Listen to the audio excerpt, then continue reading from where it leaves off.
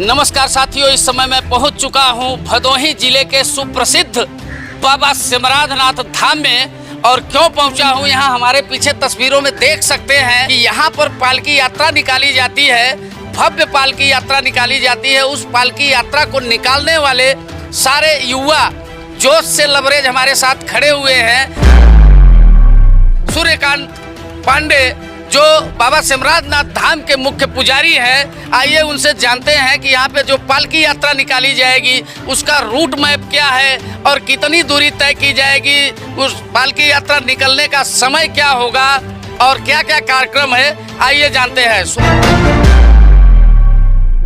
जी, आपका बहुत बहुत स्वागत है। आप बताएं कि पालकी यात्रा कब निकाली जाएगी और किस समय निकाली जाएगी। इस बार पालकी यात्रा 19 जुलाई दिन शनिवार, विगत वर्षों की बात इस वर्ष भी पालकी यात्रा को लेकर हम लोगों के बीच में बहुत उत्साह है।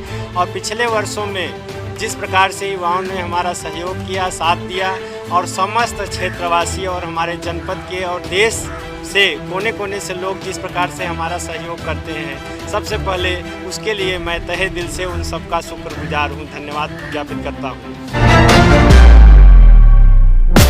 इस बार पालकी यात्रा में जैसे पिछले वर्ष था, रूट वही रहेगा। हम लोग यहाँ से इब्राहिमपुर मार्ग होते हुए जगदीशपुर, गोपालपुर और उधर से फिर आगे कौलापुर मार्ग से हम लोग गोपीगंज तरफ आगे बढ़ेंगे। गोपीगंज से पुनः हम लोग वापस आते हैं, फिर जंगीगंज से नेवाजीपुर होते हुए हम लोग कोयरौना मार्ग से सीधे आगे जाएंगे।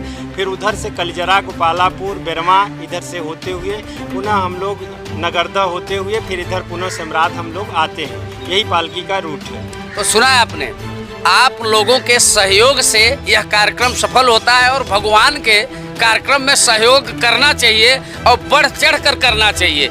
ऐसे में भाई भोलेनाथ बाबा की विशेष कृपा मिलती है। वैसे भी श्रावण मास का महीना चल रहा है और इस महीने में जो भी दान धर्म करता है उसका उद्धार जरूर होता है और भूत भावन बाबा सिमराधनाथ उसकी हर मनोकामना पूर्ण करते हैं। आइए कुछ और लोग हमारे साथ हैं, उनसे जानने का प्रयास करते हैं कि इस पालकी यात्रा में किस तरह से जनता सहभागिता करे ताकि यह पालकी यात्रा विश्व के मानस पटल पर अपनी एक अलग मुकाम हासिल कर पाए। तो आइए भाई साहब बताएं किस तरह से आप लोगों की पालकी यात्रा सफल होगी। हर हर महादेव, जय बाबा सिमराधनाथ।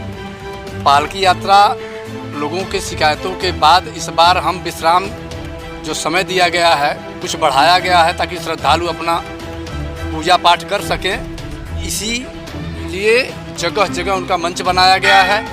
सब रूटों से होते हुए गुजरते हुए वहाँ आएगी, वहाँ रुकेंगे, इसके बाद अपना जो व्यवस्था होगी वहाँ का वो करते हुए आगे बढ़ जाएगी पालकी। सबसे अहम सवाल सूर्यकांत जी ये है कि प्रशासन आप लोगों का किस तरह से इस पालकी यात्रा में सहयोग करेगी, क्या क्या व्यवस्थाएं प्रशासन दे रही है।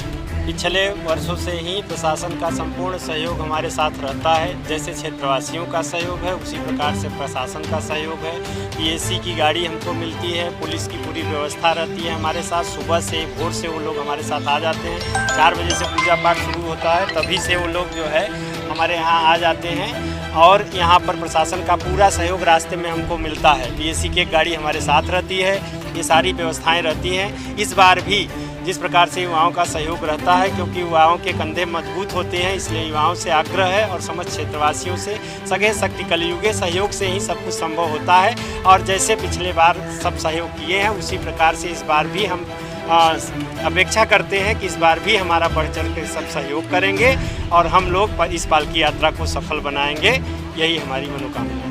तो सुना आपने भैया, कोई भी कार्यक्रम तभी सफल होता है जब उसमें युवा जोश की भरमार होती है। वैसे भी कहा जाता है कि हमारा भारत देश युवाओं का देश है और ऐसे में कोई भी कार्यक्रम हो अगर युवा साथ दे दे तो वह कार्यक्रम बुलंदियों को चूमता है। तो बने रहिए हमारे साथ, फिर मिलेंगे एक नई खबर के साथ। तब तक के लिए दीजिए इजाजत, नमस्कार।